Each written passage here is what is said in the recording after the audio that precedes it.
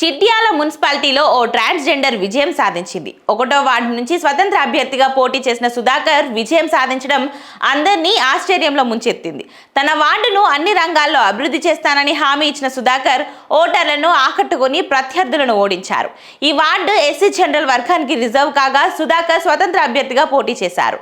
ప్రత్యర్థులుగా Congress, CPM పొత్తులో భాగంగా CPM అభ్యర్థిని బీజేపీ, బీఆర్ఎస్, బీఎస్పీ అధ్యక్షురాలు పోటీ చేసిన 100 ఓట్ల మెజార్టీతో విజయం సాధించారు. ఇక ఇప్పటి వరకు 40 మున్సిపాలిటీల ఫలితాలు వెల్లడి కాగా 33 స్థానాలను కాంగ్రెస్ కైవసం చేసుకుంది. మరో 7 చోట్ల బీఆర్ఎస్ పార్టీ సత్తా తన ఖాతాలో వేసుకుంది. ఇక బీజేపీ ఇప్పటి వరకు బోనీ కొట్టలేదు. సీఎం రేవంత్ సొంత మున్సిపాలిటీ కొడంగల్, డిప్యూటీ సీఎం బట్టి విక్రమార్క మున్సిపాలిటీ మదిరాలను కాంగ్రెస్ తన ఖాతాలో వేసుకుంది. కేటీఆర్ ప్రాతినిధ్యం వహిస్తున్న సిరిసిల్లాలో మాత్రం బీఆర్ఎస్ సత్తా చాటింది. ఇక పలు చోట్ల హాంగ్ ఏర్పడింది.